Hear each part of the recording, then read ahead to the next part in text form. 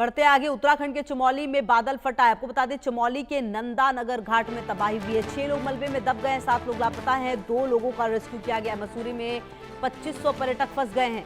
चमोली के नंदानगर घाट में आपको बता दें कि एक बार फिर से बादल फटने की घटना सामने आई है। और अगर इस साल आप देखें तो जिस तरह से बादल फटने की घटना सामने आ रही है, वो अपने आप में प्राकृतिक आपदा, प्राकृतिक प्रकोप को बता रही है कि किस तरह से ये जो प्राकृतिक आपदा है वो खत्म होने का नाम नहीं ले रही। और इसी क्रम में आप देखिए, चमोली के नंदानगर घाट में तबाही देखने को मिली है। उत्तराखंड के धराली में किस तरह से तमाम तस्वीरें सामने आई थी, वो भी हमने देखा। किस तरीके से लगातार उत्तराखंड के कई जिले ऐसे हैं जो काफी ज्यादा प्रभावित हो रहे हैं इस बार। बारिश और बाढ़ तो ठीक है, लेकिन इसके अलावा बादल फटने की घटना हो रही है, भूस्खलन, लैंडस्लाइड, ये तमाम तस्वीरें हैं, जो तमाम परेशानियां हैं वो आम लोगों को यहाँ पर काफ़ी ज़्यादा हो रही है। 6 लोग मलबे में दब गए हैं, 7 लापता हुए हैं। अगर आप सिर्फ इस मानसून की बात करें तो पहाड़ी राज्यों में हिमाचल प्रदेश, जम्मू कश्मीर और उत्तराखंड, इन तमाम राज्यों में काफ़ी लोगों की जान गई है, काफ़ी लोग लापता हो चुके हैं, काफ़ी लोगों के घर, मकान, दुकान सब डूब चुके हैं। और कहीं ना कहीं जो लोगों की परेशानियां हैं वो खत्म होने का नाम नहीं ले रही।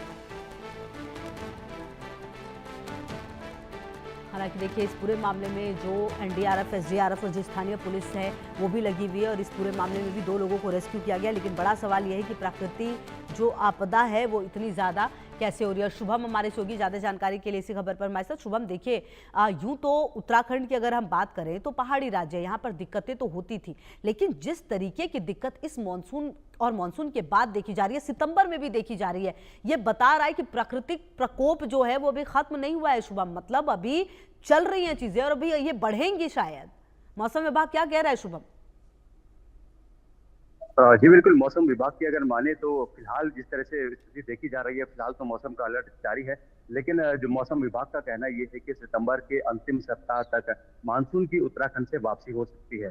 तो उम्मीद तो यही लगाई जा रही है कि सितंबर के अंतिम सप्ताह तक जो है मानसून यहाँ से उत्तराखंड से विदा ले लेगा। लेकिन फिलहाल ऐसा होता हुआ नहीं दिखाई दे रहा है। सितंबर में इस महीने हम कहें तो आज 18 सितंबर है, लेकिन बावजूद इसके हम देखें तो जिस तरह से इस समय मौसम हल्का ठंडा मौसम रहता है और बारिश का इस समय कहीं बारिश नजर नहीं आती प्रदेश भर में, लेकिन बावजूद इसके देखें तो भारी बारिश देखी जा रही है। भारी बारिश का अलर्ट भी जारी हो रहा है और आपदाओं का दौर लगातार जारी है। हाल फिलहाल के दिन में हम देखें तो न सिर्फ देहरादून बल्कि सब जगह हम कहें तो हरिद्वार, चमोली, ऐसा कोई जनपद उत्तराखंड का नहीं है जहां पर भारी बारिश के चलते आपदा इस जैसी स्थिति ना बनी हो, जहां पर नुकसान ना हुआ हो।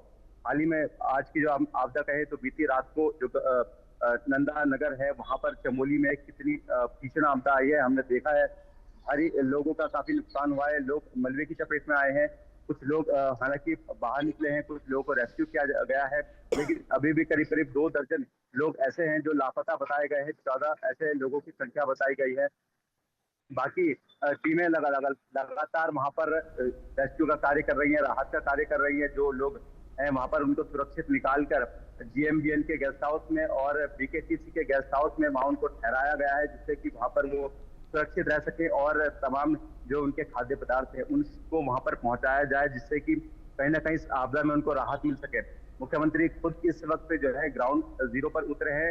खुद मुख्यमंत्री परिचायक आपदा परिचायक केंद्र देहरादून पहुंचे, वहां उन्होंने तमाम चीजों को देखा और रेस्क्यू कार्य को देखा, उनको आगे की क्या स्थिति है, अभी इस वक्त कितने लोग डेंजर में हैं और कितने लोग कुछ लोग ऐसे भी हैं जिनको रेस्क्यू करके ऋषिकेश एम्स से लाया गया है, जो उपचार के लिए उनको हायर सेंटर रेफर किया गया है।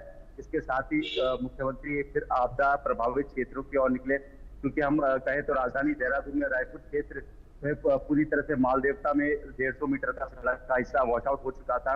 वहां पर मौजूद जो राहत के कार्य हैं या फिर रेस्क्यू के कार्य हैं और सड़क निर्माण का कार्य है, क्योंकि रोड कनेक्टिविटी से काफी चीजें हल हो सकती है, इसलिए रोड कनेक्टिविटी बनाना बेहद जरूरी है। बिजली की आपूर्ति वहाँ जरूरी है, उसके लिए भी वहां पर प्रयास किए गए हैं। टपकेश्वर महादेव मंदिर जो कि एक ऐतिहासिक मंदिर भी है, वहां पर भी इस स्तर तक पानी बढ़ा कि जिसकी कल्पना भी नहीं की जा सकती और उसके चलते मंदिर के अंदर भीतर गर्भगृह तक पानी भरा, मलबा वहां घुसा और काफी ज्यादा नुकसान हम कहें तो वहां पर देखने को मिला। कई वर्षों पुराना पुल जो वहां पर था वो पुल पूरी तरह से ढह गया। तो हम देखें तो न सिर्फ प्लेन के इलाके बल्कि मैदान के इलाके बल्कि पहाड़ पूरी तरह से इस वक्त आपदा की चपेट में है। तो कुल मार्गों का मिलाकर कई जगह पर शुभम ये माना जाए कि अभी आने वाले समय में रेस्क्यू में भी काफी दिक्कतें होंगी एनडीआरएफ, एसडीआरएफ और स्थानीय पुलिस को, क्योंकि मौसम तो बहुत ज्यादा खराब है अभी भी।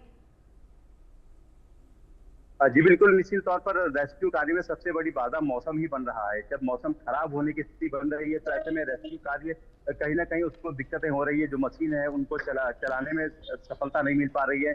जो रेस्क्यू के कार्य मैनुअली किए जा रहे हैं उनमें कहीं ना कहीं परेशानी हो रही है, क्योंकि मैनुअली ज्यादातर कार्य किए जा रहे हैं। कई जगह ऐसी है जहाँ पर मशीनें नहीं पहुंच पा रही है, वहाँ पर जो रेस्क्यू की टीम है, एनडीआरएफ, एसडीआरएफ या फिर आपदा प्रबंधन की टीम है, तो वो कहीं ना कहीं उनको मैनुअली काम करना पड़ रहा है। और कीचड़ जी गाद इतना ज्यादा है कि उसमें पैर धंस रहे।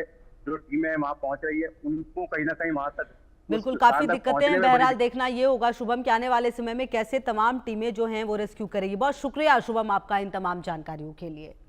तो तमाम खबरों पर है नजर, आप रहिए हमारे साथ, देखते रहिए इंडिया न्यूज।